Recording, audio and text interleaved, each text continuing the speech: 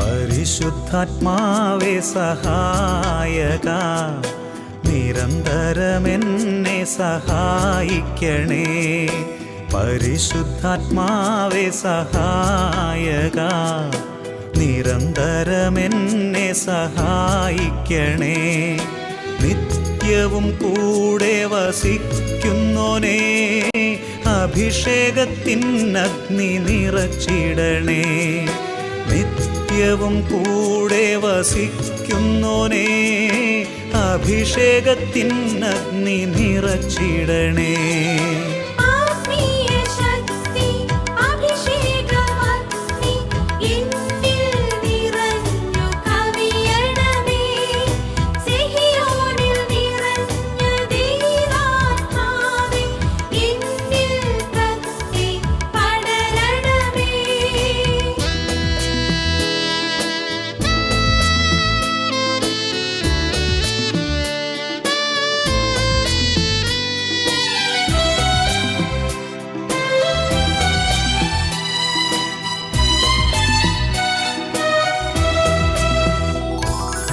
എന്നുള്ളിൽ നിറയുന്ന ദൈവിക ശക്തി ലൗകിക ശക്തിയെ തകർത്തിടുന്നു.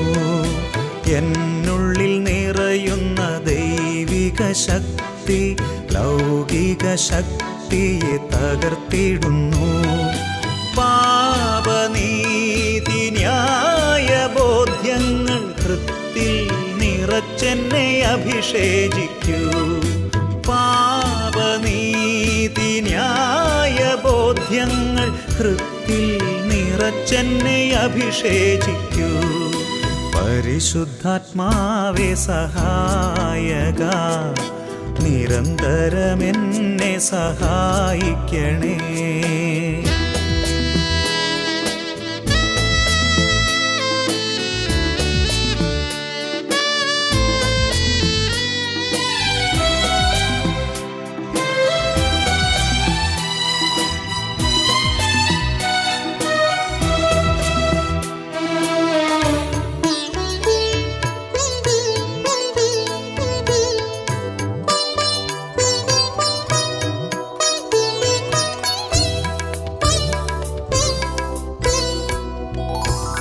വചനം പഠിക്കുവാൻ കൃപ ചൊരിയണമേ, അനുസ്മരിച്ചിടാനും വരമരുളൂ.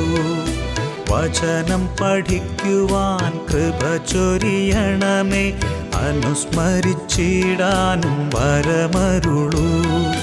ദൈവപുത്രന് സാക്ഷ്യമേകാൻ അഭിഷേക അഗ്നിയെ ജ്വലിപ്പിച്ചിടൂ. ദൈവപുത്രനു സാക്ഷ്യമേകാൻ അഭിഷേക അഗ്നിയെ ജ്വലിപ്പിച്ചിടൂ.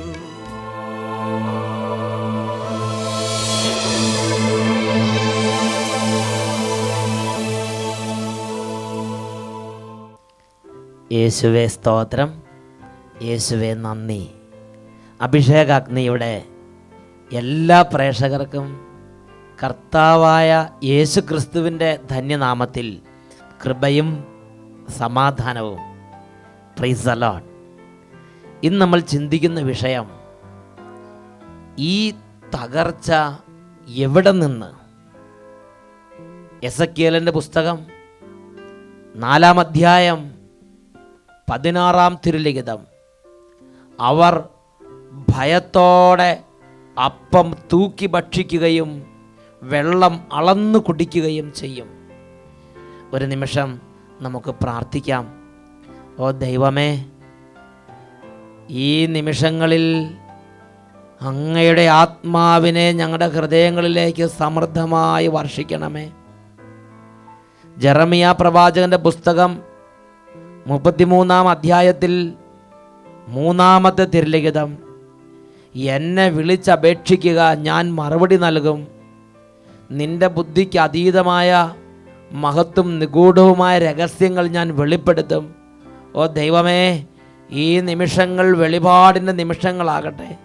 സ്വർഗീയ രഹസ്യങ്ങളെ ഞങ്ങൾക്ക് വെളിപ്പെടുത്തി തരണമേ. ഇപ്പോഴുള്ളത് പോരാ കർത്താവേ, ഞങ്ങൾക്ക് കൂടുതൽ വേണം കർത്താവേ. ദൈവരാജ്യ രഹസ്യങ്ങളുടെ അറകളിലേക്ക് ഞങ്ങളെ കൂട്ടിക്കൊണ്ടു പോകണമേ കർത്താവേ. ഓ കർത്താവേ, ഈ നിമിഷങ്ങളിൽ ഞങ്ങളുടെ ആത്മാവ് ഞങ്ങളുടെ ഹൃദയങ്ങളെ പ്രകാശിപ്പിക്കട്ടെ. ദുഃഖങ്ങൾ, ഭാരങ്ങൾ, മനപ്രയാസങ്ങൾ, സങ്കടങ്ങൾ അങ്ങയുടെ ആത്മാവിൻ്റെ സ്പർശനത്താൽ സൗഖ്യമാകട്ടെ. എല്ലാ ദൈവമക്കളും കരങ്ങൾ ഉയർത്തി സ്തുതിക്കുന്നു. Hallelujah, hallelujah, hallelujah. ഓ കർത്താവെ, സ്പർശിക്കണമേ. തിന്മയുടെ കോട്ടകൾ തകരട്ടെ കർത്താവെ. ജ്ഞാനം 1:12. സ്വന്തം പ്രവൃത്തി കൊണ്ട് നാശത്തെ നീ വിളിച്ചു വരുത്തരുത്. സ്വന്തം പ്രവൃത്തികൾ കൊണ്ട് നാശത്തെ നീ വിളിച്ചു വരുത്തരുത്. ഓ ദൈവമേ, ജീവിതത്തിൻ്റെ ഏതെങ്കിലും കാലത്ത് ചെയ്ത ഓരോ പ്രവൃത്തികളുടെ പരിണതഫലമായി ദുഃഖവും തകർച്ചയും വേദനയും സങ്കടവും ഭാരവും വിഷമവും വഹിച്ച് തളരുന്ന ഓരോ മകനെയും മകളെയും ഇപ്പോൾ അങ്ങയുടെ നാമത്തിൽ വിടുവിച്ച് പ്രാർത്ഥിക്കുന്നു. അന്ധകാര കോട്ടകൾ തകരട്ടെ കർത്താവെ. എല്ലാ ഭാരങ്ങളും യേശുവിൻ്റെ നാമത്തിൽ വിട്ടുപോകട്ടെ. ഈ മണിക്കൂർ, വചനം കേട്ടുകൊണ്ടിരിക്കുന്ന ഈ മണിക്കൂർ രക്ഷയുടെ അത്ഭുത മണിക്കൂറായി മാറട്ടെ കർത്താവെ. കുഞ്ഞുങ്ങളെ അനുഗ്രഹിക്കണമേ, യുവതീവാക്കന്മാരെ അനുഗ്രഹിക്കണമേ, ബാലികാബാലന്മാരെ അനുഗ്രഹിക്കണമേ. രോഗക്കിടക്കുകളിൽ കിടന്ന് ഈ ശുശ്രൂഷ കൂടുന്ന രോഗികളെ ഇപ്പോൾ സ്പർശിക്കണമേ കർത്താവെ. മാറാ രോഗങ്ങൾ, തീരാവ്യാധികൾ ഇവ നിമിത്തം സങ്കടപ്പെട്ടിരിക്കുന്നവർ, നിരാശയുടെ ബന്ധനത്തിൽ കഴിയുന്നവരെ യേശുവിൻ്റെ നാമത്തിൽ വിടുവിച്ച് പ്രാർത്ഥിക്കുന്നു. Hallelujah, hallelujah. യേശുവേ ആരാധന, യേശുവേ ആരാധന, യേശുവേ സ്തോത്രം, യേശുവേ നന്ദി, യേശുവേ സ്തോത്രം, യേശുവേ നന്ദി. പ്രിയപ്പെട്ട ദൈവമക്കളെ, അനേകം വ്യക്തികളുടെ മനസ്സിൽ കിടക്കുന്ന ഒരു വലിയ വേദനയാണ്, ഒരുപാട് കാലങ്ങളായി സ്വരുക്കൂട്ടി വെച്ചിരുന്ന സമ്പാദ്യങ്ങളെല്ലാം കൈവിട്ടു പോയി. ബാങ്ക് പൊളിഞ്ഞ്, ഷെയർ മാർക്കറ്റിലിട്ടതെല്ലാം പോയി, മ്യൂച്വൽ ഫണ്ടിലിട്ടതെല്ലാം പോയി, ഒരുപാട് കാലങ്ങളായി സ്വരുക്കൂട്ടി വെച്ചതെല്ലാം പോയി. മനസ്സിൻ്റെ വേദന, ഹൃദയത്തിൻ്റെ ഭാരം ഈ കാലഘട്ടത്തിൽ ഒരുപാട് പേരെ തകർത്തുകൊണ്ടിരിക്കുകയാണ്. ഈ നിമിഷങ്ങളിൽ ലോകം മുഴുവനിലേക്ക് നോക്കുമ്പോൾ കാണുന്നൊരു വേദനയാണത്. ഒരുപാട് കാലങ്ങളായി ഒരിക്കലും തകരില്ലെന്ന് വിചാരിച്ചിരുന്ന പലതും തകർന്നു പോയി. ഒരുപാട് കാലങ്ങളായി ഒരിക്കലും നശിക്കില്ലെന്ന് വിചാരിച്ചിരുന്ന പലതും നശിച്ചു പോയി. അതിൻ്റെ വേദനയും അതിൻ്റെ ഷോക്ക് നിമിത്തം ഇന്ന് ഒരുപാട് പേര് അസ്വസ്ഥരും അരക്ഷിതരുമാണ്. ഈ പശ്ചാത്തലത്തിൽ കർത്താവിനോട് പ്രാർത്ഥിച്ച്, ദൈവമേ, എന്താണ് ഇങ്ങനെയുള്ള ഈ വേദനയുടെ എല്ലാ അർത്ഥം? അപ്പോൾ എസെക്കിയേലിൻ്റെ പുസ്തകം 4-ാം അധ്യായം 16-ാം വാക്യത്തിൽ ദൈവത്തിൻ്റെ പരിശുദ്ധാത്മ വെളിപ്പെടുത്തി, ഈ തകർച്ച എവിടെ നിന്ന്? ഈ തകർച്ചയുടെ തുടക്കമെന്ത്? ഈ തകർച്ചയുടെ ആഴം ദൈവജനം അനുഭവിക്കുന്നത് എസെക്കിയേൽ 4:16 അവർ ഭയത്തോടെ അപ്പം തൂക്കി ഭക്ഷിക്കുന്നു, അവർ വെള്ളം അളന്നു കുടിക്കുന്നു. എന്തിനാ തൂക്കി ഭക്ഷിക്കുന്നത്? കാരണം ഇന്ന് അധികം എടുത്താൽ നാളത്തേന് ഉണ്ടാകുകയില്ല. ഇന്നത് ഭക്ഷിച്ച് തീർന്നാൽ നാളെ എന്തു ചെയ്യും? ഇങ്ങനെ പേടിച്ചാ അപ്പം ഭക്ഷിക്കുന്നത്, പേടിച്ചാ വെള്ളം കുടിക്കുന്നത്. കാരണം ഈ വെള്ളം കുടിച്ച് തീർന്നാൽ നാളെ കുടിക്കാൻ വെള്ളം ഉണ്ടാവുമോ? പേടിച്ചാ വെള്ളം കുടിക്കുന്നത്. ദാരിദ്ര്യത്തിൻ്റെയും ഇല്ലായ്മയുടെയും നടുവിലുള്ള ഒരു പരിഭ്രാന്തി, ഒരു പേടി. ഈ വചനം വായിച്ചപ്പോൾ എൻ്റെ മനസ്സിലൊന്ന് ചോദിക്കുകയാണ്, ഈ തകർച്ച എവിടെ നിന്ന്? ഈ തകർച്ചയുടെ തുടക്കമെന്ത്? അപ്പോഴാണ് യെശയ്യാ പ്രവാചകന്റെ പുസ്തകത്തിൽ 29-ാമത്തെ അധ്യായത്തിൽ 16-ാമത്തെ തിരുലിഖിതത്തിൽ കർത്താവ് ഒരു വെളിപ്പെടുത്തൽ നൽകിയത്. യെശയ്യാ 29:16 അവർ വസ്തുതകളെ തലക്കീഴായി തകിടം മറിക്കുന്നു. സൃഷ്ടാവിനെ കുറിച്ച് അവനല്ല എന്നെ സൃഷ്ടിച്ചത് എന്നോ, ഉരുവാക്കപ്പെട്ട വസ്തു തനിക്ക് രൂപം നൽകിയവനെ കുറിച്ച് അവന് അറിവില്ല എന്നോ പറയത്തക്ക വിധം കുശവനും കളിമണ്ണും ഒന്നുപോലെ പരിഗണിക്കപ്പെടാമോ? ഈ വചനം വായിച്ചപ്പോൾ എനിക്ക് ആദ്യം ഒന്നും മനസ്സിലായില്ല. എന്നാൽ ദൈവത്തിന്റെ പരിശുദ്ധാത്മാവ് ഒരു കാര്യം വെളിപ്പെടുത്തി തന്നു. ലോകത്തിൽ ബാബേൽ ഗോപുരം പണിത ലോകത്തിന്റെ ആദ്യകാലം തൊട്ട് പറുദീസയിൽ ആ വിലക്കപ്പെട്ട കനി തിന്നാൻ വേണ്ടി ഹവ്വ പ്രലോഭിപ്പിക്കപ്പെട്ട ആ സമയം തൊട്ട് സാത്താൻ ദൈവത്തിൻ്റെ മക്കളെ തകർക്കാൻ വേണ്ടി കൗശലപൂർവ്വം നൽകുന്ന ഒരു ഉപദേശമുണ്ട്. ഒരു പ്രത്യേകമായ സാത്താനിക് ഇന്റർവെൻഷൻ, ഒരു പൈശാചിക ഇടപെടലുണ്ട്. നീ ദൈവത്തെക്കാൾ ഒട്ടും താന്നവനല്ല, നീ ദൈവത്തെ പോലെ തന്നെയാണ്, നിനക്ക് ദൈവത്തെ പോലെ തന്നെ ആകാൻ പറ്റും, നീ ദൈവത്തെക്കാൾ ഒട്ടും താന്നവനല്ല, ദൈവം ഇല്ലെങ്കിലും നിനക്ക് കാര്യങ്ങളെല്ലാം ചെയ്യാൻ പറ്റും.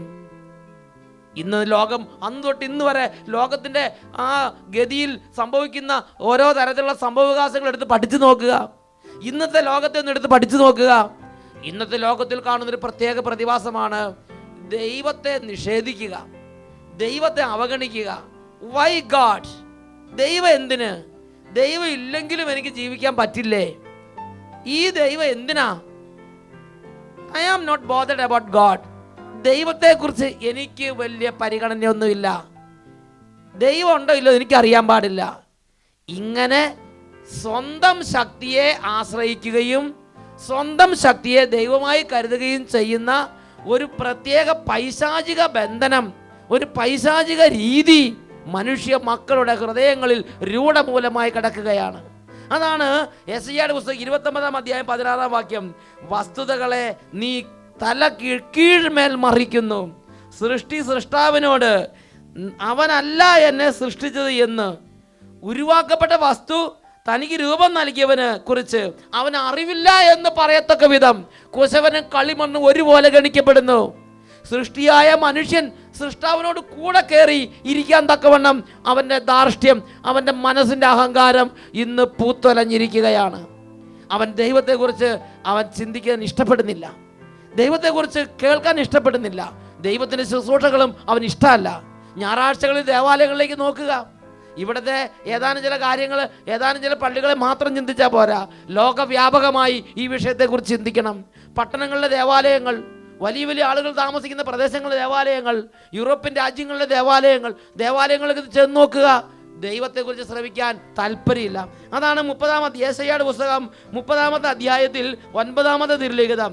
എന്തെന്നാൽ അവർ കലഹിക്കുന്ന ജനവും വ്യാജം പറയുന്ന മക്കളും കർത്താവിൻ്റെ ഉപദേശം ശ്രവിക്കാത്ത സന്തതികളും ആകുന്നു. ദർശിക്കരുതെന്ന് ദീർഘദർശികളോടും ശരിയായിട്ടുള്ളത് ഞങ്ങളോട് പ്രവചിക്കരുത്, മറിച്ച് കേൾക്കാൻ ഇമ്പമുള്ളതും മിഥ്യയായിട്ടുള്ളതും മാത്രം പറയുക. എന്ന് പറഞ്ഞാൽ ഫുട്ബോളിനെ കുറിച്ച് പറയുക, സമ്പത്തിനെ കുറിച്ച് പറയുക, ജോലിയെക്കുറിച്ച് പറയുക, ആരോഗ്യത്തെക്കുറിച്ച് പറയുക, സൗന്ദര്യത്തെക്കുറിച്ച് പറയുക, സൗന്ദര്യ മത്സരത്തെക്കുറിച്ച് പറയുക, നാടകത്തെക്കുറിച്ച് പറയുക, സിനിമയെക്കുറിച്ച് പറയുക, മദ്യത്തെക്കുറിച്ച് പറയുക, ഗാനമേളയെക്കുറിച്ച്, അതിനെല്ലാം കേൾക്കാൻ ഇമ്പമുള്ള കാര്യങ്ങളെക്കുറിച്ച് ഞങ്ങളോട് പറയുക, റിയാലിറ്റി ഷോകളെ കുറിച്ച് പറയുക. പ്രിയപ്പെട്ട ദൈവമക്കളെ, കേൾക്കാൻ ഇമ്പമുള്ളതും മിഥ്യയായിട്ടുള്ളതും മാത്രം പറയുക. നേർവഴി വിട്ടു പോവുക, മാർഗത്തിൽ നിന്ന് പിന്തിരിയുക. ഇസ്രായേലിന്റെ പരിശുദ്ധനെ പറ്റി ഇനി ഞങ്ങളോട് പറയരുത് എന്ന് അവർ പറയുന്നു. ഇത് സത്യമല്ലേ? ലോകത്തിൽ ഇത് നടക്കണില്ലേ? ഒരുപാട് ജനപദങ്ങൾ ഇങ്ങനെ ചിന്തിക്കുകയും സംസാരിക്കുകയും ചെയ്യുന്നില്ലേ? ഇസ്രായേലിന്റെ പരിശുദ്ധനെ പറ്റി ഇനി ഞങ്ങളോട് സംസാരിക്കരുത്, ഞങ്ങൾക്ക് കേൾക്കണ്ട എന്ന് പറഞ്ഞാൽ ദൈവത്തെക്കുറിച്ച് ഞങ്ങൾക്ക് കേൾക്കണ്ട. Why God? ഇങ്ങനെ ചിന്തിക്കുന്ന, ഇങ്ങനത്തെ മനസ്ഥിതിയുടെ ഉടമകളായ ഒരുപാട് ആളുകൾ ഈ കൊച്ചു ഭൂഗോളത്തിൽ ജീവിച്ചിരിപ്പുണ്ട്. പ്രിയപ്പെട്ട ദൈവമക്കളെ, 12 വാക്യം, യെശയ്യായുടെ പുസ്തകം 30 അധ്യായം 12 മുതലുള്ള വാക്യങ്ങൾ. നിങ്ങൾ ഈ വചനം തിരസ്കരിക്കുകയും മർദ്ദനത്തിലും വൈകൃതത്തിലും വിശ്വസിക്കുകയും അവയിൽ ആശ്രയിക്കുകയും ചെയ്യുന്നതിനാൽ ഈ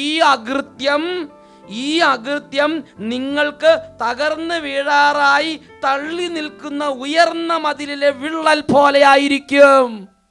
ഈ അകൃത്യം എന്ന് പറഞ്ഞാൽ ദൈവത്തെ അവഗണിക്കുന്ന, ദൈവിക കാര്യങ്ങളെ അവഗണിക്കുന്ന, ഇസ്രായേലിന്റെ പരിശുദ്ധനെ കുറിച്ച് ഞങ്ങൾ ബോധേടല്ല എന്ന വിധത്തിലുള്ള ഈ മനോഭാവം ലോകത്തിന് നാശമാണ്. ഈ അകൃത്യം തെറ്റാണ്, ഈ രീതി തെറ്റാണ്. ഇത് നമ്മുടെ കുടുംബങ്ങളിലുണ്ട്, ഇത് നമ്മുടെ ഇടവകളിലുണ്ട്, നമ്മുടെ സഭയിലുണ്ട്, രാജ്യത്തുണ്ട്, ലോകത്തുണ്ട്. ജനപദങ്ങളെ, ഗോത്രങ്ങളെ, വംശങ്ങളെ, രാജ്യങ്ങളെ, ഭരണാധിപന്മാരെ ശ്രവിക്കുക. ഈ അകൃത്യം നിങ്ങൾക്ക് തകർന്നു വീഴാറായി തള്ളി നിൽക്കുന്ന ഉയർന്ന മതിലിലെ വിള്ളൽ പോലെയായിരിക്കും. അത് നിർദ്ദയം അടിച്ചുടച്ച കുശവന്റെ കലം പോലെ ഇരിക്കും. തീ കോരാനോ വെള്ളമെടുക്കാനോ അതിലെ ഒരു കഷ്ണം പോലും ആർക്കും ഉപകരിക്കുകയില്ല. എന്ന് പറഞ്ഞാൽ നമ്മുടെ അധ്വാനങ്ങളും നമ്മുടെ സ്വരുക്കൂട്ടലുകൾ, നമ്മുടെ ഈ 2000 വർഷം വരെ നമ്മൾ സംഘടിപ്പിച്ച് നമ്മൾ ശരിയാക്കി വച്ചിരിക്കുന്ന ഓരോരോ കാര്യങ്ങൾ നമുക്ക് ഉപകാരപ്പെടണം നിർബന്ധമില്ല. നിർദ്ദയം അടിച്ചുടച്ച കുശവന്റെ കലം പോലെ ആയിരിക്കും ഈ സംവിധാനങ്ങളെല്ലാം. അത് തീ കോരാനോ അത് കൽത്തൊട്ടിയിൽ നിന്ന് വെള്ളമെടുക്കാനോ ഉപകരിക്കുന്ന ഒരു കഷ്ണം പോലും കിട്ടാത്ത വിധം അത് നിരുപയോഗപ്രദമായി നമ്മുടെ കൺമുമ്പിൽ വെച്ച് മാറാൻ ഇടവരുമെന്ന് ദൈവത്തിൻ്റെ വചനം വെളിപ്പെടുത്തിയിരിക്കുകയാണ്. അതിനെക്കുറിച്ച് വീണ്ടും യെശയ്യായുടെ പുസ്തകം 29 അധ്യായം 17 വാക്യം പഠിപ്പിക്കുന്നു. ലെബനോൻ ഫലസമൃദ്ധമായ ഒരു വയലായി തീരാനും അത് ഒരു വനമായി പരിഗണിക്കപ്പെടാനും അല്പസമയം പോരേ. ലെബനോൻ ഫലസമൃദ്ധമായ ഒരു വയലായി തീരാനും അത് ഒരു വനമായി പരിഗണിക്കപ്പെടാനും അല്പസമയം പോരേ. എന്താ വയലും വനവും തമ്മിലുള്ള വ്യത്യാസം? ഇതിന്റെ ഏക വ്യത്യാസം യജമാനന്റെ പദ്ധതി പ്രകാരം തന്നെയാണ്. യജമാനന്റെ പദ്ധതിയുള്ള ഭൂമി ഫലഭൂയിഷ്ടമായ വയല്. യജമാനൻ അവിടുന്ന് പിന്തിരിഞ്ഞാൽ, യജമാന്റെ പദ്ധതിയെ പിൻവലിച്ചാൽ അത് നിബിഡമായ വനം. എന്താ വനത്തിന്റെ പ്രത്യേകത? അത് വിജനത ഓരിയിടുന്ന, കുറുനരികൾ ഓരിയിടുന്ന ഭീകരതയുടെയും ഭയാനകതയുടെയും പരിത്യക്താവസ്ഥയുടെയും നാശത്തിന്റെയും പ്രതീകമാണ്. എന്താണ് വയൽ? ഫലഭൂയിഷ്ടമായ വയൽ സമൃദ്ധിയുടെ പ്രതീകമാണ്. എന്ന് പറഞ്ഞാൽ നമ്മൾ കണ്ടുപിടിക്കുന്ന കണ്ടുപിടുത്തങ്ങളും നമ്മൾ കെട്ടിപ്പടുക്കുന്ന സംവിധാനങ്ങളും ക്രമീകരണങ്ങളും എല്ലാം അത് സമൃദ്ധിയിലേക്കും ഉയർച്ചയിലേക്കും നയിക്കാൻ, അല്ലെങ്കിൽ അത് ആർക്കും ഉപരിക്കപ്പെടാതെ അടിച്ചുടച്ച നിർദ്ദയം അടിച്ചുടച്ച കുശവന്റെ കലം പോലെ ഒരു തുള്ളി വെള്ളം കോരിയെടുക്കാൻ പോലും ഉപയോഗപ്രദമായിട്ട് പൊട്ടക്കലത്തിന്റെ പൊട്ട കഷ്ണങ്ങൾ പോലെ മാറാൻ അല്പനേരം പോരേ. ടൈറ്റാനിക് കപ്പൽ നിങ്ങൾ ഓർക്കണം. ഈ ലോകത്തിൽ ഇനി ഇത് ആർക്കും ഒരു ഉപദ്രവം ചെയ്യാൻ പറ്റും, ഇത് ഒരിക്കലും നശിക്കില്ല എന്ന് മനുഷ്യൻ ഊറ്റം കൊണ്ട ഒരു കണ്ടുപിടുത്തം. യെശയ്യാ പ്രവാചന പുസ്തകം 29:17 പഠിപ്പിക്കുന്നു, ലെബനോൻ ഒരു വനമായി തീരാൻ അല്പസമയം പോരേ. കൊളംബിയ വലിയ നേട്ടങ്ങൾ, വലിയ കാര്യങ്ങളൊക്കെ ചെയ്ത് അഭിമാനത്തോടെ മടങ്ങി കൊളംബിയ ബഹിരാകാശ വാഹനം ക്ഷണനേരം കൊണ്ട് ചാരവും പൊടിയുമായി സമുദ്രത്തിൽ നിബന്ധിച്ചില്ലേ? യെശയ്യാ 29:17 ലെബനോൻ ഫലസമൃദ്ധമായ ഒരു വയലായി തീരാനും അതൊരു വനമായി പരിഗണിക്കപ്പെടാനും അല്പസമയം പോരേ. എന്നാൽ വിശ്വാസത്തിലും ദൈവത്തിലും ആശ്രയിച്ച ഒരു ദൈവ പൈതൽ ഈ അടുത്ത നാളുകളിൽ അമേരിക്കയിലെ ഒരു വിമാനത്താവളത്തിൽ നിന്ന് 156 പേരുമായി ഒരു വിമാനം പറന്നുയർന്നു. അദ്ദേഹം ദൈവത്തിൽ വിശ്വസിച്ച്, അദ്ദേഹം പരിശുദ്ധ മാതാവിൽ വിശ്വസിച്ച് പ്രാർത്ഥിച്ച് വിമാനത്തിന് 2 എഞ്ചിനും ആകാശത്ത് വെച്ച്, ആകാശമധ്യ വെച്ച് 2 എഞ്ചിനും തകരാറിലായെങ്കിലും ദൈവത്തിൽ ആശ്രയിച്ച ആ മനുഷ്യൻ ഹഡ്സൺ നദിയിൽ, ഹഡ്സൺ റിവറിൽ ആ വിമാനത്തെ ദൈവത്തിൽ ആശ്രയിച്ച് ഇറക്കി. പ്രിയപ്പെട്ട സഹോദരങ്ങളെ, യെശയ്യാ 29:17 ലെബനോൻ ഫലസമൃദ്ധമായ ഒരു വയലായി തീരാനും അത് ഒരു വനമായി പരിഗണിക്കാനും അല്പനേരം പോരേ. ഒരു ക്ഷണനേരം കണക്കുള്ളിൽ തെറ്റിയിരുന്നെങ്കിൽ, ഒരു ക്ഷണനേരം എന്തെങ്കിലും ഒന്ന് പിഴച്ചിരുന്നെങ്കിൽ ആ 156 ജീവിതങ്ങളും അരിക്ഷിതാവസ്ഥയിൽ താഴ്ന്നു പോകുമായിരുന്നില്ലേ? എന്നാൽ അത് ദൈവത്തിൽ ആശ്രയിച്ച് അതൊരു വിജയമായി മാറി. പ്രിയപ്പെട്ട സഹോദരങ്ങളെ, നമ്മൾ അള്ളിപ്പിടിച്ചിരിക്കുന്ന ഈ ഭൂഗോളം ക്ഷണനേരം കൊണ്ട് ചാരവും പൊടിയുമായി തീരാൻ തക്കവണ്ണമുള്ള സാഹചര്യങ്ങൾ ഉണ്ടാകാൻ പാടില്ലെന്നുണ്ടോ? മനുഷ്യൻ നൂറ്റാണ്ടുകളായി, സഹസ്രാബ്ദങ്ങളായി പടുത്തുയർത്തിയ സംവിധാനങ്ങളും മനുഷ്യൻ സഹസ്രാബ്ദങ്ങളായി പടുത്തുയർത്തിയ തത്വശാസ്ത്രങ്ങളും എല്ലാം പൊടിയും ചാരവുമാകാൻ നിർദ്ദയം അടിച്ചുടച്ച കുശവന്റെ കലം പോലെ ഒരു പൊട്ട കഷ്ണം കൊണ്ട് പോലും ആർക്കും ഒരു ഉപകാരം ഇല്ലാതിരിക്കാൻ തക്കവണ്ണം നശിച്ചു പോകാൻ ക്ഷണനേരം പോരേ. ഇതിന്റെ എല്ലാ അടിസ്ഥാന തകർച്ച ദൈവത്തെ മനുഷ്യൻ ഹൃദയത്തിൽ നിന്നും തള്ളിക്കളഞ്ഞു എന്നുള്ളതാണ്. പ്രിയപ്പെട്ട ദൈവമക്കളെ, ദൈവത്തിൻ്റെ വചനം വളരെ വ്യക്തമായി പഠിപ്പിക്കുന്നൊരു വചനമുണ്ട്. സുഭാഷിതങ്ങളുടെ പുസ്തകം 16 അധ്യായം 3 തിരുലിഖിതം, നിന്റെ പ്രയത്നം കർത്താവിൽ അർപ്പിക്കുക, നിന്റെ പദ്ധതികൾ ഫലമണിയും. നിന്റെ പ്രയത്നം കർത്താവിൽ അർപ്പിക്കുക, നിന്റെ പദ്ധതികൾ ഫലമണിയും. യെശയ്യായുടെ പുസ്തകം 29 അധ്യായം അതിൽ 23 തിരുലിഖിതം, അവർ യാക്കോബിൻ്റെ പരിശുദ്ധന് മുമ്പിൽ ഭയഭക്തികളോടെ നിലകൊള്ളും. തെറ്റിലേക്ക് വഴുതിപ്പോയവർ നീതിമാന്മാരുടെ വിവേകത്തിലേക്ക് മടങ്ങി വരും. പിറുപിറുത്തിരുന്നവർ ഉപദേശം സ്വീകരിക്കും. അത് ഐശ്വര്യത്തിൻ്റെ പാതയാണ്, അത് ഐശ്വര്യത്തിൻ്റെ പാതയാണ്. വീണ്ടും വിശുദ്ധ ലിഖിതം ഹബക്കൂക്ക് പ്രവാചന പുസ്തകത്തിൽ 1 അധ്യായത്തിൽ 11 വാക്യത്തിൽ പഠിപ്പിക്കുന്നു, സ്വന്തം ശക്തിയെ ദൈവമായി കരുതിയിരുന്നവർ പരിഭ്രാന്തരാകും. ഈ നിമിഷങ്ങളിൽ നമുക്ക് കർത്താവിനോട് പ്രാർത്ഥിക്കാം. ഓ ദൈവമേ, കഴിഞ്ഞ കാലങ്ങളിൽ സ്വന്തം കഴിവിൽ അഭിമാനം കൊണ്ട് ഇനി ദൈവം ഇല്ലെങ്കിലും എൻ്റെ ഈ കഴിവ് കൊണ്ട് എൻ്റെ ജീവിതം മുന്നോട്ട് പോകും, എൻ്റെ കഴിവ് കൊണ്ട് ഞാൻ എല്ലാം ശരിയാക്കും, മനുഷ്യൻ്റെ നേട്ടങ്ങളിൽ അഭിമാനം കൊണ്ട് ഇനി ദൈവം ഇല്ലെങ്കിലും ഈ ലോകമെല്ലാം നന്നായി നടക്കും എന്ന് ചിന്തിച്ച് അതും ഇതും ചിന്തിച്ച് ദൈവമേ, അങ്ങയുടെ കാര്യങ്ങളിൽ നിന്നും വചനങ്ങളിൽ നിന്നും അങ്ങയുടെ ആത്മീയ മാർഗങ്ങളിൽ നിന്നും ദൈവിക വഴികളിൽ നിന്നും വ്യതിചലിച്ച് എൻ്റെ സ്വന്തം ഇഷ്ടമനുസരിച്ച്, എൻ്റെ ജഡത്തിൻ്റെ ഇച്ഛയനുസരിച്ച് സ്വന്തം വഴികളിലൂടെ പോയി അങ്ങയെ വേദനിപ്പിച്ച ഓരോ ദിവസങ്ങളെ ഓർത്ത്, ഓരോ നടപടിക്രമങ്ങളെ ഓർത്ത് ഇതാ ഞാൻ മാപ്പ് ചോദിക്കുന്നു കർത്താവേ. ജോബ് 24:13 പ്രകാശത്തിൻ്റെ വഴി പരിചയിക്കുകയോ അതിലൂടെ സഞ്ചരിക്കുകയോ ചെയ്യാതെ അതിനെ എതിർക്കുന്ന ചിലരുണ്ട്. ഇങ്ങനെയുള്ള ദൈവമക്കളോട് ജെറമിയ പ്രവാചന പുസ്തകത്തിൽ 33-ാം അധ്യായത്തിൽ 3-ാം വാക്യത്തിൽ പഠിപ്പിക്കുന്നു, എന്നെ വിളിച്ചപേക്ഷിക്കുക, ഞാൻ മറുപടി നൽകും. നിന്റെ ബുദ്ധിക്ക് അതീതമായ മഹത്വം നിഗൂഢമായ കാര്യങ്ങൾ ഞാൻ വെളിപ്പെടുത്തി തരും. ഓ ദൈവമേ, സ്പർശിക്കണമേ. കരങ്ങൾ ഉയർത്തി എല്ലാവരും സ്തുതിക്കുന്നു. Hallelujah, hallelujah, hallelujah, hallelujah. ഹൃദയങ്ങളിലേക്ക് ദൈവിക പ്രവാഹം ഉണ്ടാകട്ടെ. ദൈവജ്ഞാനത്തിൻ്റെ പ്രവാഹം ഈ ദൈവമക്കളുടെ ഓരോ ഹൃദയങ്ങളിലേക്ക് നിറയട്ടെ കർത്താവേ. അജ്ഞാനം വിട്ടുപോകട്ടെ, അന്ധത വിട്ടുപോകട്ടെ. മൂടൻ മുകളിൽ ദൈവമില്ല എന്ന് തൻ്റെ ഹൃദയത്തിൽ നനയ്ക്കുന്നു. ഓ കർത്താവേ, ദൈവത്തിൻ്റെ അസ്തിത്വത്തെയും ദൈവിക സാന്നിധ്യത്തെയും ദൈവത്തിൻ്റെ പദ്ധതികളെയും ദൈവത്തിൻ്റെ ക്രമീകരണങ്ങളെയും ചോദ്യം ചെയ്യുന്ന എല്ലാ അരൂപികളെയും എല്ലാ പൈശാചിക സ്വാധീനങ്ങളെയും അവിടുത്തെ പരിശുദ്ധാത്മാവിൻ്റെ ശക്തിയാൽ ഇപ്പോൾ നിർവീര്യമാക്കണമേ. Hallelujah, hallelujah, hallelujah, hallelujah. യേശുവേ ആരാധന, യേശുവേ സ്തോത്രം, യേശുവേ ആരാധന, യേശുവേ നന്ദി. Praise the Lord. ഹല്ലേലൂയ.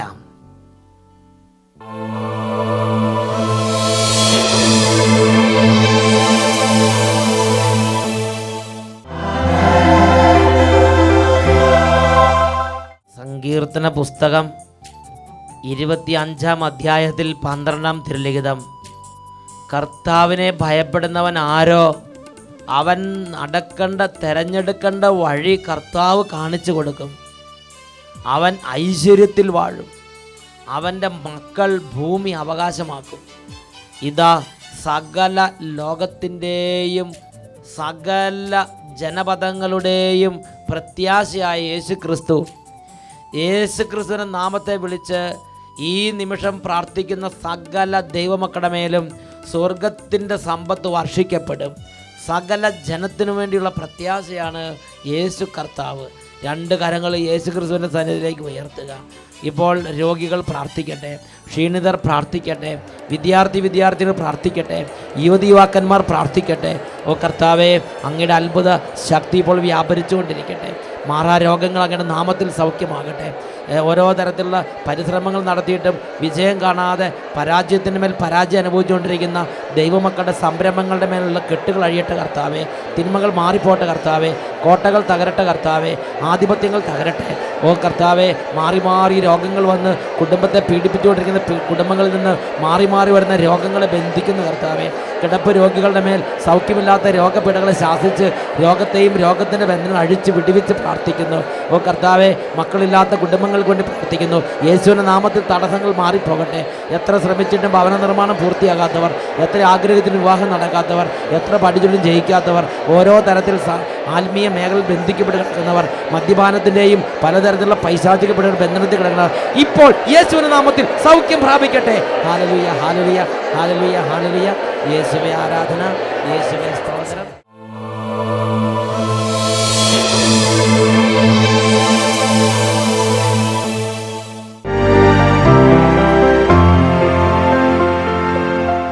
പേര് ജോസ് എന്നാണ്. ഞാറയ്ക്കൽ നിന്ന് ജോസ് ചേട്ടൻ. പിന്നെ ചവിട്ടോണിയാണ് എൻ്റെ പണി. കഴിഞ്ഞതിൻ്റെ മുമ്പത്തെ ക്രിസ്മസിന് 24-ാം തീയതി ഞാനൊരു ചാക്കായിട്ട് വീഴുകയും എൻ്റെ എൻ്റെ പാദത്തിൽ എല്ലുകൾ ഒടിയുകയും അത് സ്ക്രൂ ചെയ്യണമെന്ന് പറഞ്ഞു. ചാക്ക് ചുമന്നുകൊണ്ട് പോകുമ്പോൾ, ചുമട്ട് ജോലിയാണ് തൊഴിൽ, ചാക്ക് ചുമന്നുകൊണ്ട് പോകുമ്പം അങ്ങനെ വീണ് 2 എല്ലുകൾ പൊട്ടിപ്പോയി. എന്നിട്ട് അത് റാഡിട്ട് സ്ക്രൂ ചെയ്യണമെന്ന് ഡോക്ടർ പറഞ്ഞു. അപ്പം 60,000 രൂപ വരും. അപ്പം അതുകൊണ്ട് എനിക്ക് 50,000 രൂപയോളം അതിന് ചിലവ് വരുമെന്നാണ് കണക്കാക്കിയത്. അപ്പം അതുകൊണ്ട് ഞാൻ പറഞ്ഞു, ദൈവത്തിൽ എനിക്ക് വിശ്വാസമാണ്, പ്ലാസ്റ്റ് ചെയ്ത് തന്നായെന്ന് പറഞ്ഞു. ആ പ്ലാസ്റ്റ് ചെയ്ത് ഞാൻ മാനാട്ടുപറമ്പിൽ ധ്യാനം കൂടി. അത് കഴിഞ്ഞ് മറൈൻ ഡ്രൈവിൽ അത് പോരാതെ വന്നിട്ട് കഴിഞ്ഞ വർഷം മാനാട്ടുപറമ്പ് എന്ന് പറഞ്ഞാൽ ഇവിടെ അടുത്തൊരു ഒരു കൺവെൻഷൻ നടക്കുന്ന സ്ഥലമാണ്, വൈപ്പിൻ കൺവെൻഷൻ എന്ന് പറയും. അവിടെയും കൂടി. അത് കഴിഞ്ഞ് ഇവിടെ കൂടണമെന്ന് തോന്നി. അപ്പോൾ ഇവിടെയും വന്ന് 5 ദിവസം കൺവെൻഷൻ കൂടി. 5-ാം ദിവസം ഞാൻ ദൈവത്തോട് പ്രാർത്ഥിച്ചു, ഒന്നില്ലെങ്കിൽ എൻ്റെ പണിയെടുക്കാൻ പറ്റില്ല, എനിക്ക് ഓട്ടോറിക്ഷയെങ്കിലും ഓടിക്കാനുള്ള ശക്തി തരാണ്. എൻ്റെ ഭാഗ്യത്തിന് എന്നെ ദൈവം രക്ഷിച്ചതിന് ഫലമായിട്ട് ഞാൻ ഇവിടെ നിന്ന് പോയി 2-ാം ദിവസം 100 കിൻഡൽ ചാക്കെടുത്ത് ചുമക്കുകയാണ്. എൻ്റെ ദൈവമേ, ചാക്ക് ചുമന്നുകൊണ്ട് പോകുമ്പോൾ ചാക്ക് കെട്ട് നിലത്ത് വീണ് 2 എല്ലുകൾ പൊട്ടി എന്ന് കശേരുകളിൽ നട്ടലിൻ്റെ അവിടെ 2 പൊട്ടി റാഡിടണമെന്ന് ഡോക്ടർമാർ പറഞ്ഞ്, എങ്കിലും അത് അതിനിടാൻ പൈസയില്ല, 50,000 രൂപ ചിലവ് വരും, അതിന് പൈസയില്ല. അങ്ങനെ വിഷമിച്ചിരിക്കുമ്പോൾ കഴിഞ്ഞ മറൈൻ ഡ്രൈവ് കൺവെൻഷൻ്റെ അവസാന ദിവസം സ്വന്തം അവസ്ഥ കർത്താവിനോട് വിവരിച്ചിട്ട് പറഞ്ഞു, ഇനി ചുമട്ട ജോലി എടുക്കാൻ പറ്റിയില്ലെങ്കിലും ഒരു ഓട്ടോറിക്ഷയെങ്കിലും ഓടിക്കാനുള്ളത് തരണം, വീട്ടിൽ പിള്ളേരും മക്കളൊക്കെ ഉണ്ട്, അതുകൊണ്ട് ഒരു ഓട്ടോറിക്ഷയെങ്കിലും ഓടിക്കാനുള്ള വഴി തുറന്നു തരണേ എന്ന് പറഞ്ഞ് അങ്ങനെ പ്രാർത്ഥിച്ച് കരഞ്ഞ് ഇവിടുന്ന് പോയി 2-ാം ദിവസം ചാക്ക് കെട്ടെടുത്ത് കിൻഡൽ ഭാരമുള്ള ചാക്ക് കെടുത്ത് ജോലി ചെയ്യാൻ തക്കവണ്ണം ഈ മകനെ കർത്താവ്. പിന്നെ അതിനുശേഷം ബുദ്ധിമുട്ടുകൾ ഉണ്ടായോ? ഇപ്പോൾ ഒരു ബുദ്ധിമുട്ടില്ല, ഒരു ബുദ്ധിമുട്ടും അതിനുശേഷം പിന്നെ ഉണ്ടായിട്ടില്ല. Praise the Lord. സന്തോഷത്തോടെ ഹല്ലേലൂയ.